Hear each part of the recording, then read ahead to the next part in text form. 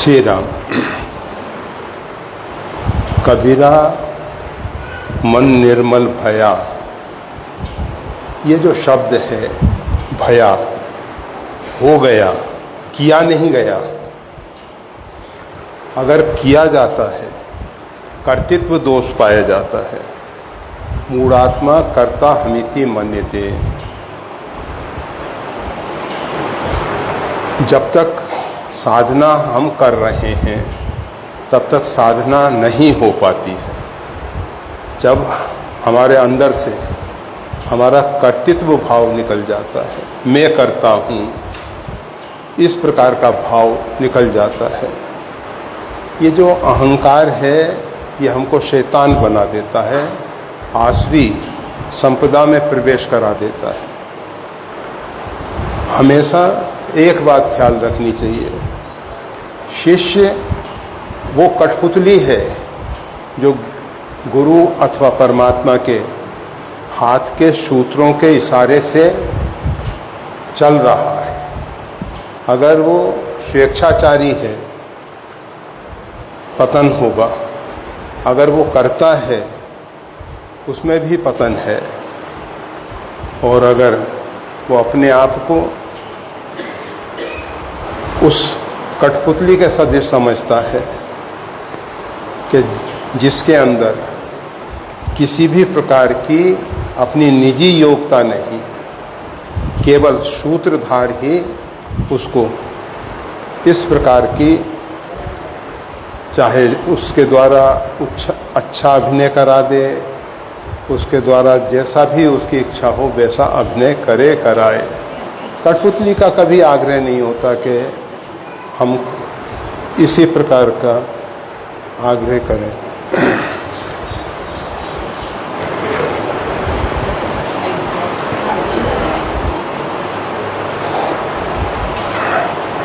जो कह रहे हैं उनका मन निर्मल हो गया। कैसे हो गया, एक प्रश्न चिन्ह है। ये बात तो समझ में आई कि निर्मल किया नहीं गया, निर्मल हुआ है। करने में श्यम विकार है, कर्ता में श्यम विकार है, वो विकारी है। इसलिए ये घटना घटी, मन निर्मल हुआ। अब कैसे हुआ, उसमें इस प्रकार का संयोग बना। सर्वप्रथम कबीर साहिब की जो जगत गुरु स्वामी रामानंदाचार्य जी के प्रति निष्ठा है, ये सब विदित है। कबीर साहब अपने अपडर के कारण, अपने अंतःकरण में डर के कारण स्वामी जी के पास सीधे नहीं पहुंच सके। ऐसा होता है, हमारा मन कहता है कि नहीं, हम इस योग नहीं हैं कि ऐसे महापुरुष के नज़दीक पहुंच सकें।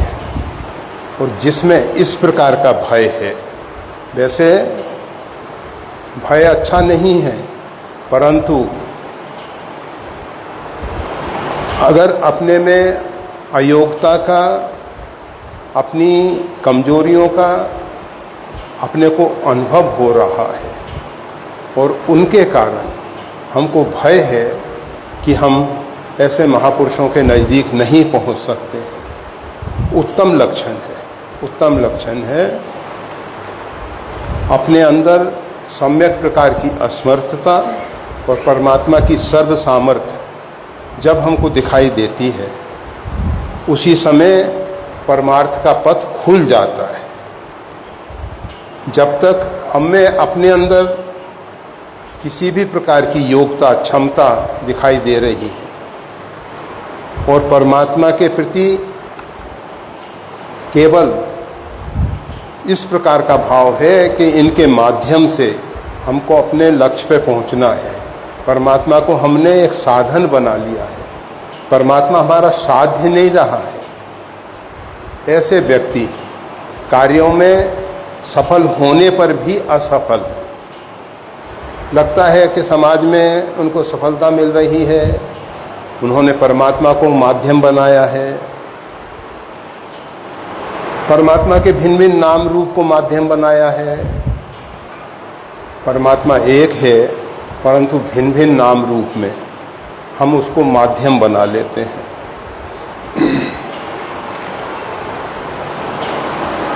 तो ऐसी स्थिति में कार्यों में सफलता तो मिल जाती है, परंतु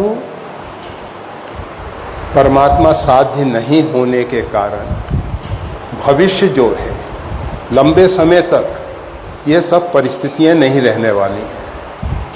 भविष्य केवल उन्हीं का उज्जवल है जिन्होंने परमात्मा को अपने जीवन का ध्येय बना लिया है, लक्ष्य बना लिया है। परमात्मा ही हमारा ध्येय है और हमको कुछ नहीं चाहिए, केवल परमात्मा चाहिए।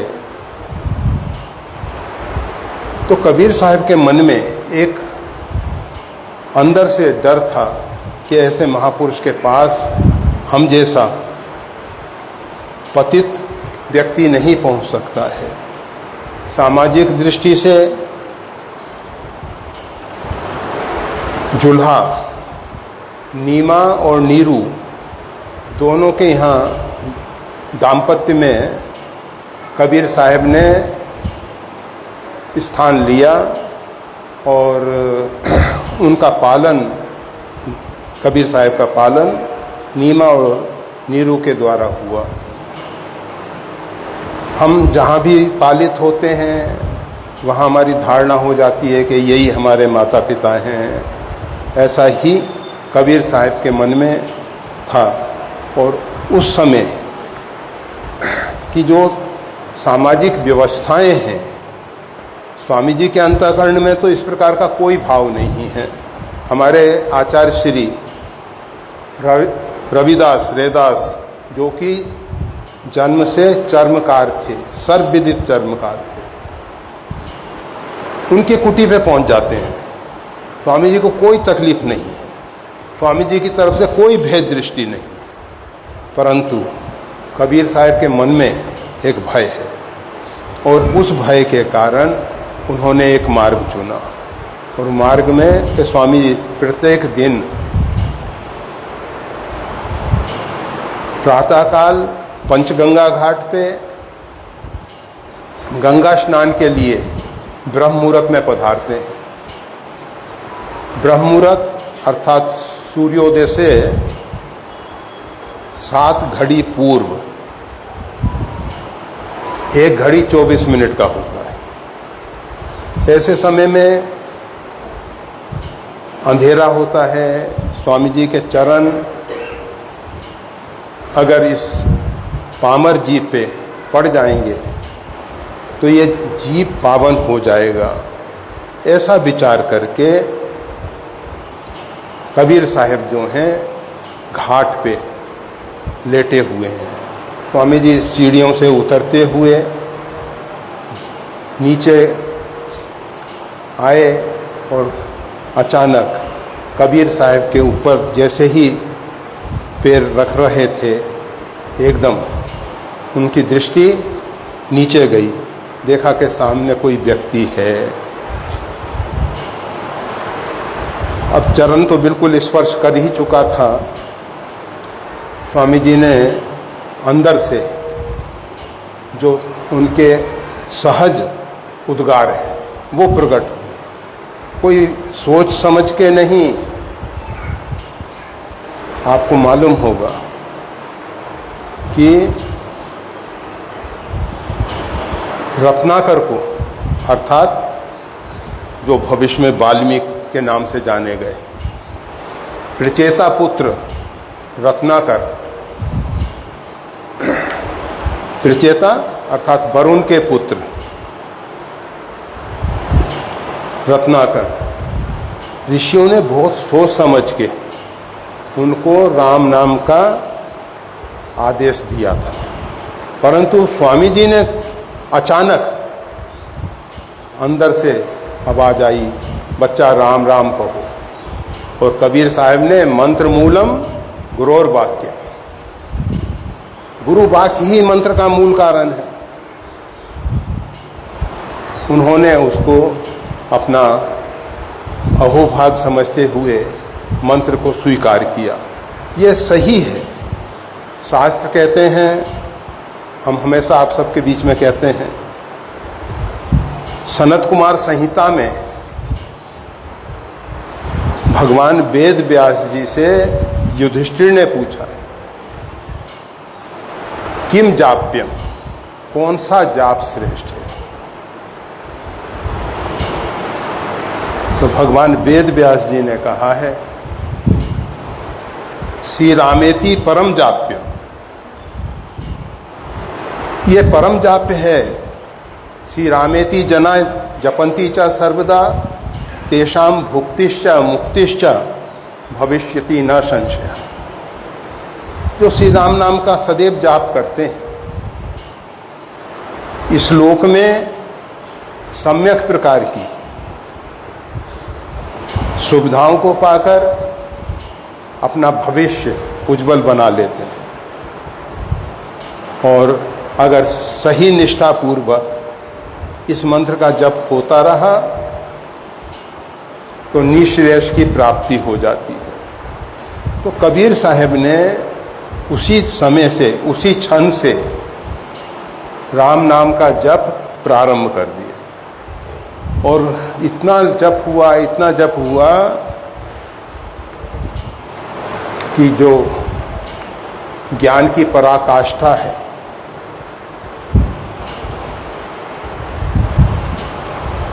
ज्ञान मान जहाँ एकौ नाही, देखई ब्रह्म समान जग माही।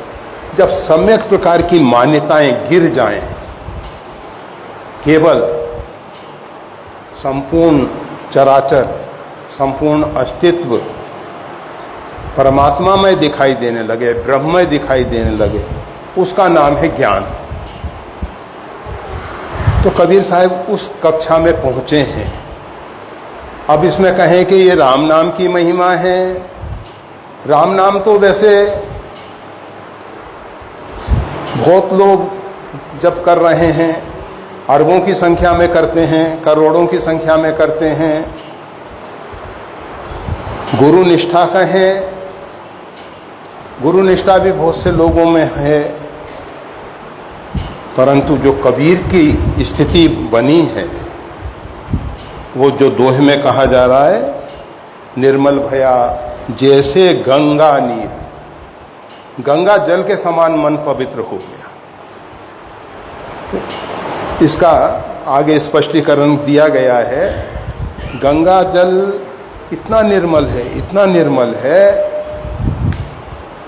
गंदे नाले उसमें मिलने पर भी वो पावन हो जाते हैं। गंगा में अनेक शव प्रवाहित होते रहते हैं, फिर भी गंगा जल पे उनके अंदर पैदा होने वाले जो बैक्टीरिया इत्यादि हैं, उनका असर नहीं होता है।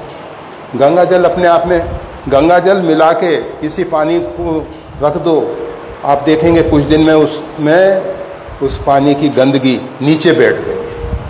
गंगा जल का अपना एक प्रभाव है। उस प्रकार से कबीर साहब का मन निर्मल हुआ,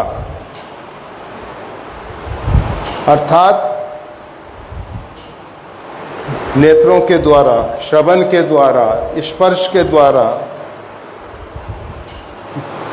क्षेत्र विशेष के द्वारा अनेक अनेक प्रकार से दोष दुर्गुण हमारे अंदर प्रवेश करते हैं। हम दृष्टि से कोई दृश्य देखते हैं, उससे हमारा अंतःकरण बिगड़ सकता है, शब्द सुनने से बिगड़ सकता है, और इसके साथ साथ स्पर्श इत्यादि से हम जिस क्षेत्र विशेष में रहते हैं उसका प्रभाव अनेक अनेक प्रकार से। परंतु गंगा जल पे ना तो किसी क्षेत्र का प्रभाव पड़ता है, न किसी स्पर्श का प्रभाव पड़ता है, और गंगा जल को अभिमंत्रित नहीं किया जा सकता, क्योंकि गंगा जल साक्षात ब्रह्म स्वरूप है। उस पर और दूसरे मंत्रों का क्या असर पड़ेगा? वो तो स्वयं ब्रह्म है। ब्रह्म ही साक्षात द्रवीभूत होके इस भूमंडल पे गंगा के रूप में आया है। तो कबीर साहब का मन जो है गंगा जल के समान निर्मल हो गया, निर्मल हो गया। अर्थात बाह्य दोष दुर्गुण उसमें प्रवेश नहीं कर सकते। ऐसी स्थिति कैसे बनी उस विषय में कहना कठिन है। सब संयोग असंयोग ईश जब कर रही, ऐसा योग परमात्मा ने बना दिया। उनके अंदर अपने अंदर की कमियां दिखाई दी, अपने अंदर में कार्पण्यता, दीन भाव पैदा हुआ। दीन भाव के बाद उन्होंने गुरु कृपा का अनुभव किया और गुरु मंत्र, उन्होंने ये नहीं विचार किया कि ये मंत्र कौन से शास्त्र में है, कौन से ग्रंथ में है, कौन सी संहिता में है। उसके कोई न्यास इत्यादि, उसके कोई उत्कीलन इत्यादि कुछ है ही नहीं, है ही नहीं। वो तो एक कितना, जैसे कि लोग कहते हैं ना रामबाण औषधि है, मतलब अन्य औषधियों में हमको संयम नियम इत्यादि का पालन करना पड़ता है, पथ्य कुपथ्य पे विचार करना पड़ता है। परंतु जो रामबाण औषधि होती है अमोघ, वो निष्फल नहीं जाती है, बेकार नहीं जाती है। इसी प्रकार से राम नाम सर्वोपरि मंत्र है। सप्तकोटि महामंत्रेषु चित्त विभ्रमकार का एक एवो परम मंत्रो रामेति अक्षर द्वयम। एक ही परम मंत्र है राम। और जो लेते हैं हरि का नाम मिट जाते हैं रोग तमाम। जो हमारे मानसिक रोग हैं, जो हमारे शारीरिक रोग हैं, वैसे राम नाम हमारे मानसिक रोगों को दूर करता है। और मानसिक रोग के साथ साथ शारीरिक रोग स्वाभाविक दूर हो जाते हैं। जिसका अंतःकरण इस प्रकार से निर्मल हो जाता है, उसके लिए परमात्मा स्वयं उसके पास आते हैं। भगवान श्री राम माता सबरी के पास स्वयं पहुंचे। माता सबरी को राम जी के पास नहीं जाना पड़ा।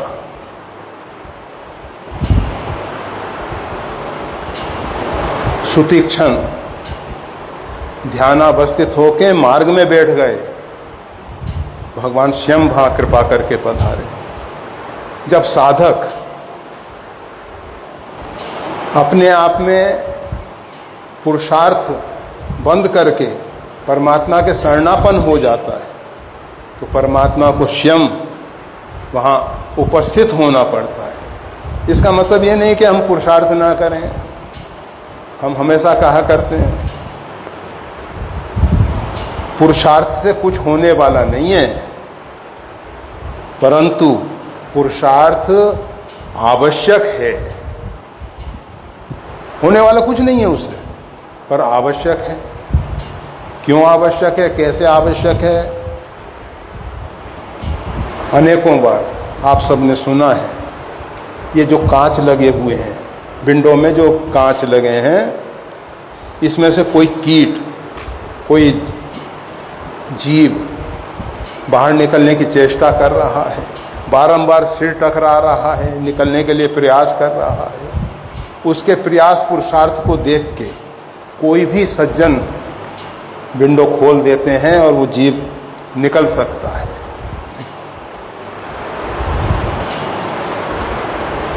वो जीव अपने पुरुषार्थ से बाहर नहीं जा सकता था, परंतु अगर पुरुषार्थ नहीं किया गया होता तो खिड़की खुलने वाली नहीं थी। खिड़की जब खुली जब वो प्रयास किया। इसी प्रकार से होता सब भगवत कृपा से है, परमात्मा की कृपा करना से होता है। परंतु हमारे अंदर की रुचि जो पुरुषार्थ के रूप में दिखाई दे रही है वो प्रकट होती है। और जब हमारी रुचि प्रकट होती है तो परमात्मा का कृपा प्रसाद मिलता है। तो हम बता रहे थे, जब अंतःकरण इस प्रकार से निर्मल हो जाए, गंगा जल जैसा निर्मल हो जाए, परमात्मा का जो आदेश है, परमात्मा का जो संदेश है, वो हमको स्पष्ट दिखाई देने लगे। गंगा जल ऐसा पारदर्शी होता है, शीतकाल में जब केवल गंगा जल रह जाता है,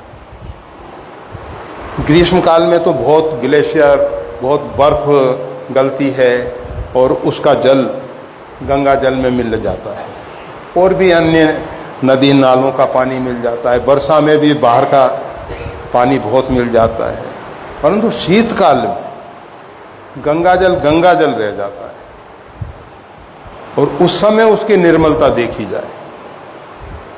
ये शरीर गंगा तट पर रहा है, और नौका से जब हम उस पार जाते थे माँ गंगा के, 90 फीट गहरा जल जो है, उसमें नीचे की बॉटम की चीज़ें साफ दिखाई देती हैं। इतना गहरा जल में भी तो गंगा जल इतना पारदर्शी, इतना पारदर्शी। और जब हमारा अंतःकरण उतना साफ स्वच्छ होता है, उतना पारदर्शी होता है, तो परमात्मा का संदेश, परमात्मा की प्रेरणा हमको स्पष्ट समझ में आती है। अभी वर्तमान में परमात्मा के संदेश, परमात्मा की प्रेरणाएं मलिन होके आती हैं, क्योंकि हमारा अंतःकरण मलिन है।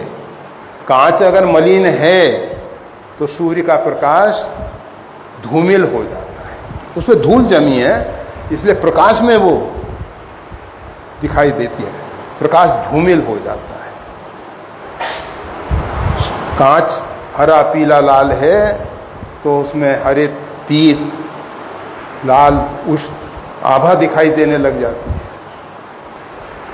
परमात्मा का संदेश सबके पास आता है, परमात्मा के आदेश, परमात्मा की प्रेरणाएं सभी जीवों को मिल रही हैं, परंतु जब तक हमारा अंतःकरण निर्मल नहीं हुआ है, तब तक हम परमात्मा के संदेश को सही रूप में नहीं समझ पाते, और कभी कभी तो उसका विकृत रूप हो जाता है। हमारी धारणा हो जाती है कि सूर्य का प्रकाश तो पीले रंग का है, हरे रंग का है, गलत धारणा हो जाती है। पर जिसका अंतःकरण गंगा जल के समान निर्मल हो गया, तो परमात्मा के संदेश को यथावत जैसा है वैसा समझ सकता है, वैसा समझ सकता है। और जो कबीर साहब कह रहे हैं, पाछे पाछे हरि चलें, कहत कबीर कबीर,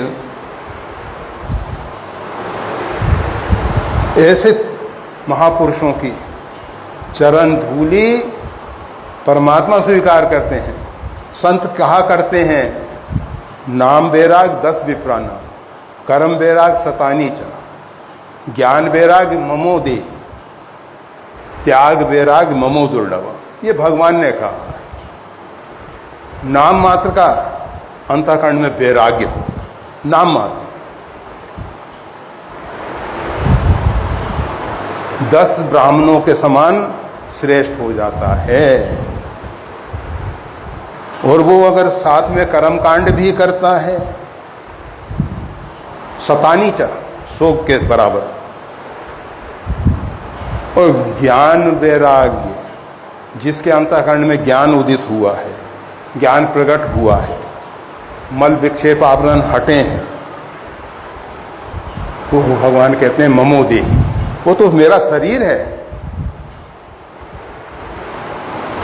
और त्याग वैराग्य ममो दुर्लभ, और जो त्याग वैराग है भगवान कहते हैं वो मेरे को भी दुर्लभ है। ऐसे त्यागियों के लिए उनके पीछे पीछे चलता हूं। पाछे पाछे हरि चले, कहत कबीर कबीर। ऐसे महापुरुषों के पीछे परमात्मा जग जप जा, वो जैसे भरत जी के विषय में कहा है कि सारा जगत भगवान का भजन करता है और भगवान अपने ऐसे प्रेमी भक्तों का स्मरण करते हैं। तो कहत कबीर कबीर, परमात्मा ऐसे महापुरुषों का स्मरण करते हुए उनके पीछे पीछे चलते हैं। हमको परमात्मा को अपने पीछे चलाने की कोई अपेक्षा नहीं है, फिर भी हमको ऐसी अपेक्षा जरूर होनी चाहिए कि हे परमात्मा, अगर कबीर साहब जैसा, कबीर साहब के जीवन में जो एक विशेषता है, एक तो उनको जाति, रूप, यौवन, धन, विद्या, इनका अहंकार नहीं है। हमारे जीवन में ये जो नशे लग गए हैं, हम जो मद्यपान कर लेते हैं, हम जो मद्यपान कर रहे हैं, ये बड़ा घातक है। हम श्रेष्ठ जाति के हैं, हम श्रेष्ठ वर्ण के हैं, हमारा रूप बहुत अच्छा है, हम तरुण हैं, युवा हैं, हमारे को भगवान ने जो विलक्षण बुद्धि दी है और हमने इतनी विद्या अर्जित की है, कितने सब्जेक्ट में पीएचडी की है, हम ऐसे हैं, हम ऐसे हैं, ये नशा है। और जब व्यक्ति मद्यपान कर लेता है तो सही ना तो बोल पाता है ना सही चल पाता है, गंदी नालियों में गिरना ही उसका एकमात्र, और कहीं उसको जगह नहीं, गंदी नालियों में जाके पड़े। तो ये मद्यपान वालों की स्थिति है। तो हमारे अंदर ये सब ना हो तो कबीर साहब उसके एक जीवंत उदाहरण है।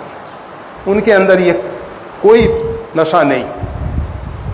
एक नशा है नाम खुमारी नानका चढ़ी रहे दिन रैन। नानक साहब कहते हैं ये जितने अन्य नशे हैं ये तो चढ़ते हैं उतर जाते हैं, परंतु नाम खुमारी नानका, ये जो नाम की खुमारी है, नाम की जो मस्ती है, नाम का जो दिव्यानंद है, चढ़ी रहे दिन रैन, दिन रात छाया रहता है, दिन रात। तो ये कबीर साहब को जो मस्ती प्राप्त हुई है, हमको उसकी अपेक्षा है। और हमेशा जब हमारे जीवन में एक आदर्श ऐसे महापुरुष होंगे, आप देखेंगे कबीर पंथ में कितनी शाखाएं निकल गई। कबीरपंथी साधुओं में, कबीरपंथी भक्तों में बहुत बहुत विभाजन होते चले गए, बहुत शाखाएं निकली हैं, गरीबदास इत्यादि बहुत से। बहुत बड़ा कबीर का समाज भारत में ही नहीं, विदेशों में भी, सब जगह ये सब। कबीर साहब तो कभी नहीं सोचते थे कि मेरे द्वारा कोई इतना बड़ा अनुयायियों का समाज जुड़े, वो ऐसा कभी नहीं सोचते थे, पर हुआ। और वो सब कैसे हुआ? जब उनका अंतःकरण गंगा जल के सदृश निर्मल हुआ तब। अगर हमारा अंतःकरण गंगा की उपासना, हम हमेशा कह रहे हैं जिसकी उपासना करते हैं उपास के गुण उपासक में आ जाते हैं। तो जो गंगा के उपासक हैं, गोस्वामी तुलसीदास जी तो यहाँ तक कहते हैं, चना चबेना गंग जल जो राखे करता। अगर चना चबेना पाकर भी गंगा जल का सेवन करने का अवसर मिले, वो कहते हैं गंगा की महिमा गोस्वामी तुलसीदास जी के भिन्न भिन्न ग्रंथों में, केवल रामचरितमानस ही नहीं, अन्य ग्रंथों में भी बहुत अधिक गाई गई है। तो गंगा के जो उपासक हैं,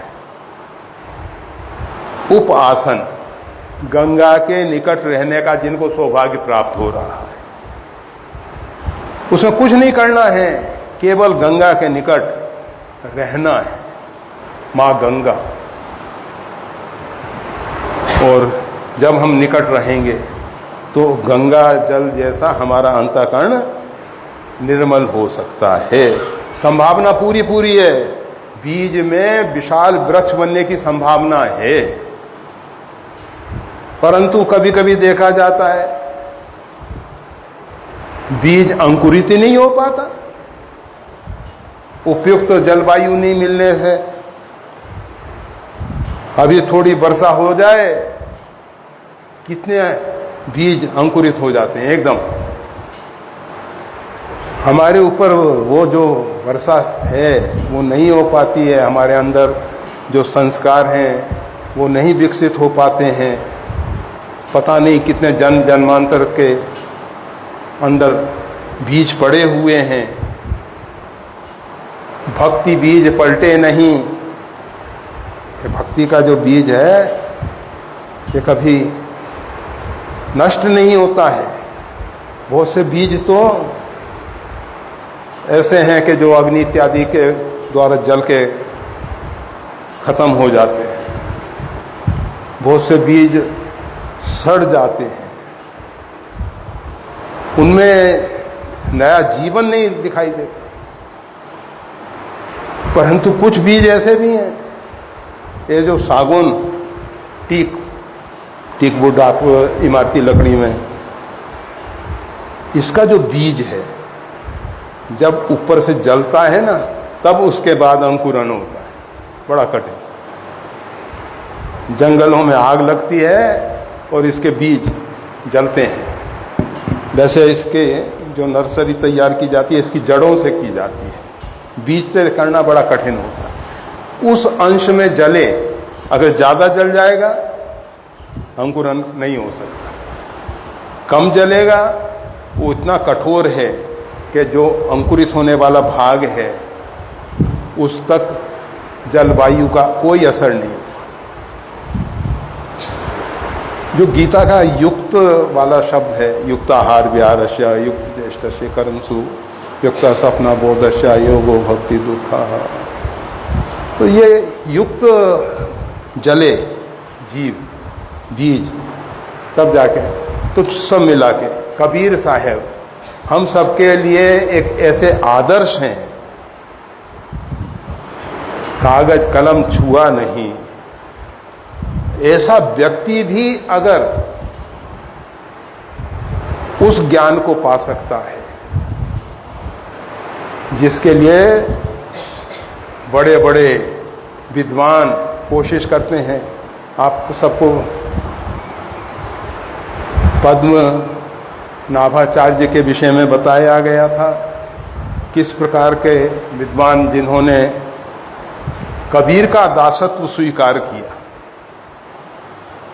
प्रकांड विद्वान, तो कबीर साहब का दासत्व स्वीकार करके कल्याण की प्राप्ति कर सकें। तो समय ज़्यादा नहीं, कबीर की अनूठी गुरु भक्ति के प्रधानता के कारण या राम मंत्र सुमरन के कारण ऐसा मन बनाया जा सकता है, या यूं कहें हो जाता है। पता नहीं कब और कैसे परमात्मा किस जीव पे कैसे कृपा कर देते हैं। हम सोचें कि भगवान इस प्रकार के करने से कृपा करते हैं और वैसे हम करने लग जाते हैं। आज तक होता यही है कि अमुक व्यक्ति ने इस प्रकार की साधना की, अमुक ने ऐसी की, हम भी ऐसा करेंगे तो ऐसा हो जाए। नहीं, परमात्मा पता नहीं किस प्रकार की परिस्थितियों में कैसे कृपा कर देते हैं। हमें तो केवल उनकी कृपा की बाट जोहते रहना चाहिए। बस कब कैसे कृपा बरसेगी, कहाँ से बरसेगी, कैसे बरसेगी, माता सबरी को नहीं मालूम है कि भगवान कब और कैसे पधारेंगे। पर पधारेंगे, ये सुनिश्चित है। गुरु के वचन प्रतीत न चाहिए। महर्षि मतंग ने बताया, बेटी तेरे आश्रम पे परमात्मा स्वयं कृपा करके पधारेंगे। और गुरु निष्ठा, गुरु के वचन में विश्वास, भगवान को आना ही पड़ा, आना ही पड़ा।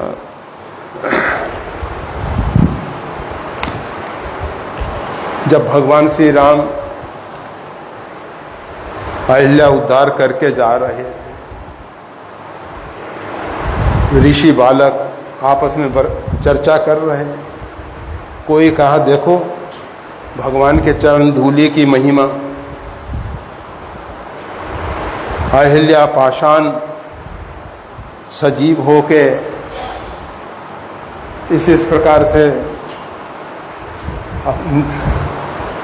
अपने पति गौतम के पास पहुंची। अनेक प्रकार की चर्चाएं हो रही थी। एक ऋषि बालक कहने लगा, इसमें राम जी की क्या विशेषता है? इसमें तो अहिल्या की तपस्या प्रधान है। जो पाषाण बन के तपस्या कर रही थी, वो कहा इसमें ना तो अहिल्या की तपस्या प्रधान है, न राम जी की कृपा विशेष है। फिर हमारे जो गौतम ऋषि ने श्राप दिया, मुनि श्राप जो दीना अति भल कीना, परम अनुग्रह में मान। स्वयं अहिल्या माँ कह रही हैं, मुनि श्राप जो दीना, ये तो हमारे गौतम ऋषि ने जो श्राप दिया ना, और फिर उन्होंने अनुग्रह कर दिया,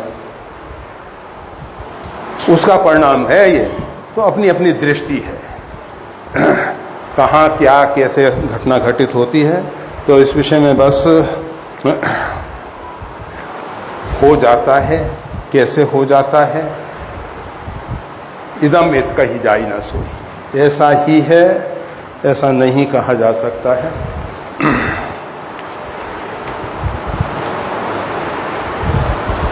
यत पाद पंकज पराग सुराग योगी वृंदे जितम भव भय काल चक्रे यत नाम कीर्तनम पराजिता दुख शाका श्री रामस तमेव शरणम प्रपद्ये।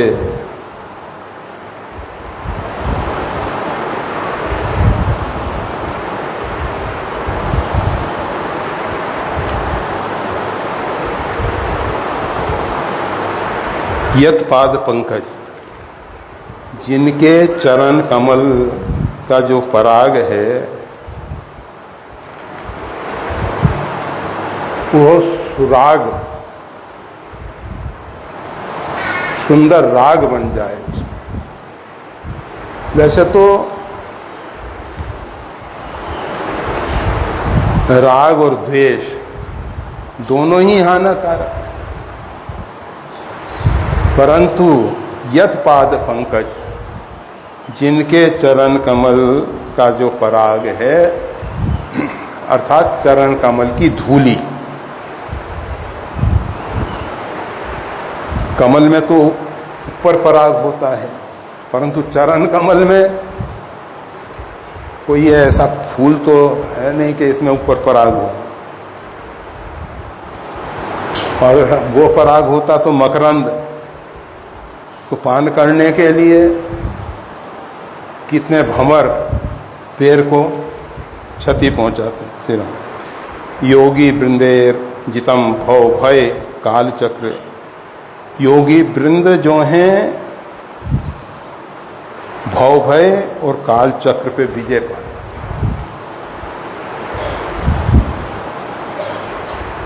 हैं। भव का भय दूर हो जाता है। भव तो भगवान का बनाया हुआ है। भव भव विभव पराभव कारण, और ये जो काल चक्र अनेकों बार कहा गया है, जीव फिरत साधा माया कर प्रेरा, काल कर्म सुहाव गुण घेरा। इन परिधियों में जीव भटक रहा। काल कर्म सुहाव प्रकृति गुण, तीन गुण सत्व रज तम, इन परिधियों में जीव भटक रहा है। तो जिन चरण कमल की धूली से योगी वृंद, योगियों का समूह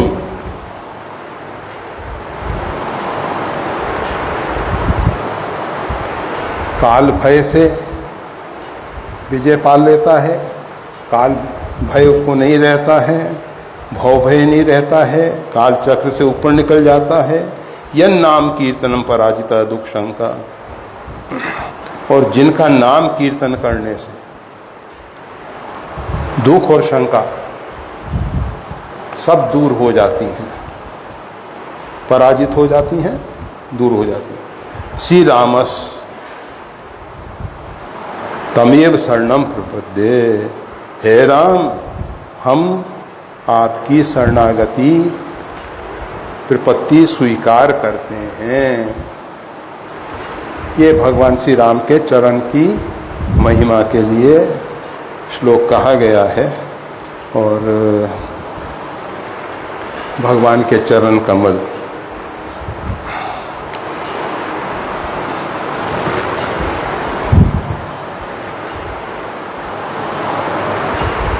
यत पाद पल्लव मेघ में भी भवाम्बो देश तीर्षावताम, जिनके चरण कमल ही एव ही यत पाद पल्लव मेघ में भी एकमात्र वही उपाय है और कोई दूसरा उपाय नहीं है। परमात्मा के चरण कमल ही हम सबके लिए इस भव समुद्र से पार होने के लिए, इस भवाटवी से बचने के लिए, भव के भय को दूर करने के लिए एकमात्र उपाय हैं। बस उनके शरण में हमको आना है। परंतु शरणागति में जो खड्विदा शरणागति है, अनुकूलस्य संकल्प प्रतिकूलस्य वर्जन, उनके अनुकूल होना, उनके जो प्रतिकूल है वो हमारे जीवन में से छट के अलग हट जाए। तो इस प्रकार से उनकी शरणागति स्वीकार करें, कल्याण होगा। जय श्री राम।